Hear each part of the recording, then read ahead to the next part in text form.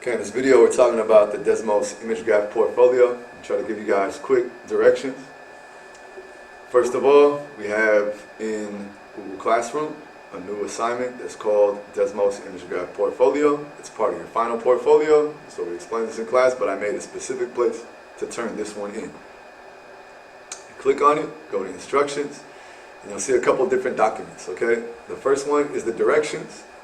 So you take a look here at the directions. That's what I'm taking you guys through in this video. The first thing is 2,000 XP for this assignment. You must complete 5 image graphs total. All right, they must be complete. If something is missing from them, then this assignment is not complete. Okay, you're going to be losing points all over the place. So please do not give me 4 incomplete image graphs. It will be very, very low. Okay, I'm not going to give you guys an exact amount because there's going to be so many different situations.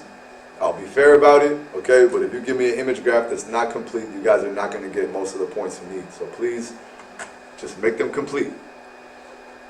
We're going to talk about what that means right now. Okay, to complete them, you have to use this specific checklist that makes sure that that happens. Okay, now on top of this Google slideshow that you got to make, those 5 slides, you also need to complete the portfolio narrative questions. Okay, so we'll take a look at that really quickly. To get to the portfolio narrative questions, you just click on this. It'll open up and take you into the portfolio narrative questions. Okay, it explains to you how to do this. Okay, so this is part 2 of your assignment. Once you're done with the Google slides, you can do this part. Okay, you should do this after you're done. Otherwise, it's going to be impossible to do it really. So you read through these questions, and it says, in your own words, what was the primary purpose of creating these image graphs in Desmos? Graphing something I can remember and associate, right? Graphing something I can remember, and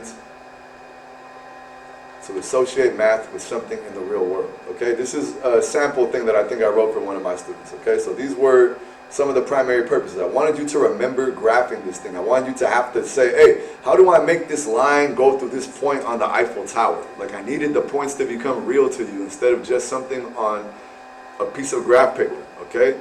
We'll see if this works, okay? We'll see if you guys remember in a couple of years if you really learn what you had to learn, okay? So we tried something new. You guys let me know what you think the purpose was, but I'm letting you know, okay? Math is a language and a science. And so that's really important, okay? Since math is a language and a science, we want to communicate to people about the real world that we all live in, okay? So that might be something that I put in number 2. Again, think about what's happening, and if you're confused, you can ask me for some help. But if you did these assignments, you should understand what was happening, okay? So, you know, what mathematical concepts did you have to think about? Oh, I had to think about slope. I had to think about the coordinates. You had to think about the XY plane, right? You had to think about a lot of different things to hold this assignment together, okay? This one's about Desmos, so how did Desmos enhance your ability to graph mathematics? Just put it together, okay? Tell me what you learned. You guys are going to be using Desmos a lot while you're here at LQ, so I hope you got to know it a little bit at least. The last part of the questions is going to be this thing where you write up about 2 image graphs, okay? So understand you guys got, how many is that? 5 questions that you answer 2 sentences each, okay?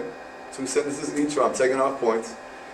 Then what I want you guys to do is write up a little snip that would go for each of 2 image graphs. So you don't have to do this for all 5 of them, but only for 2 of them, okay? So please choose 2, okay, of your new and improved image graphs, okay? And I want you to tell me something about them, okay? So if I was going to pick one that I might use, I might go with this one, okay? Of course, that text box isn't supposed to be there, so I'll get rid of that one. And now I see there's a little bit of work that I might have to do to fix this thing, right? I don't have the slope indicated right here, so I would go add that in there and say negative 13 over 50, right? And then I might go put this somewhere else so that it's not in the way of my line, okay? I might try to find a nice spot so that I can still represent what I want to represent without, okay, and my y-intercept, what can my y-intercept be? Y-intercept is this point right here, right? It's where x equals 0 and y equals 2.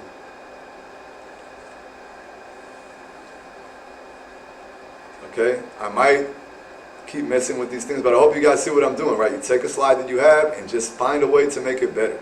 Okay, it's going to be lots of different things, little moves you guys can make to try to improve it, but just do the best so that we can let the image win, okay? Let the image do its job and just kind of get people's attention that way. So I would be readjusting and moving things around so that I could get things labeled.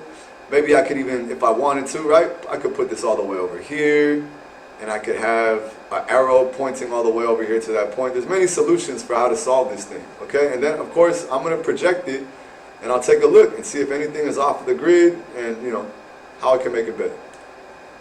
Okay? So this is the idea that you guys are going to do. You guys have to put that in there. So if I would put the location, I'll put Palau de Art, okay? And I'll go put what I represented, okay? I represented, what did I represent? I represented this, it was like an opera house or something like that. It's like a Palace of Fine Arts in Spain. And so I would put, the feature that I chose to represent was this linear feature of the building. It's almost like an awning, right? And so I would put that down and say, hey, I represented this linear feature.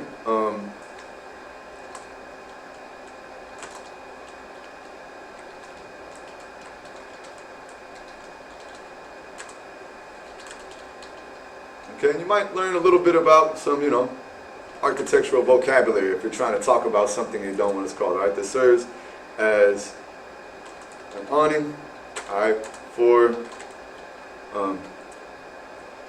this building. Okay, and then I might put the building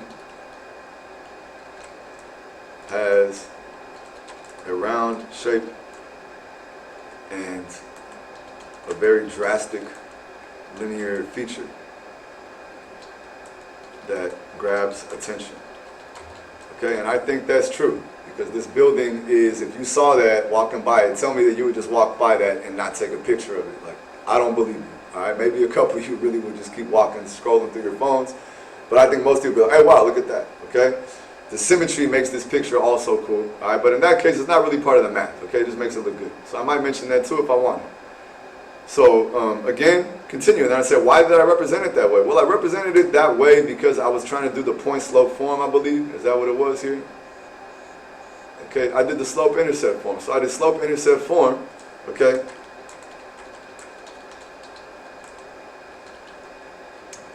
By adjusting, all right, the image so that the linear feature intercepted the x-axis, sorry, the y-axis, exactly at 2. And that made it so that this could be very clear, right? Because we see exactly what it's going through. So now we know what the slope intercept is, okay? I would add another sentence maybe to get through this so you can see an example. So I would put something to the effect of,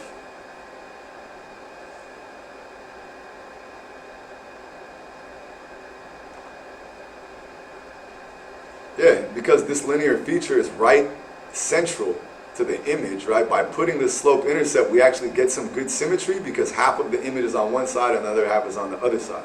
So because of the image layout, this gives us symmetry.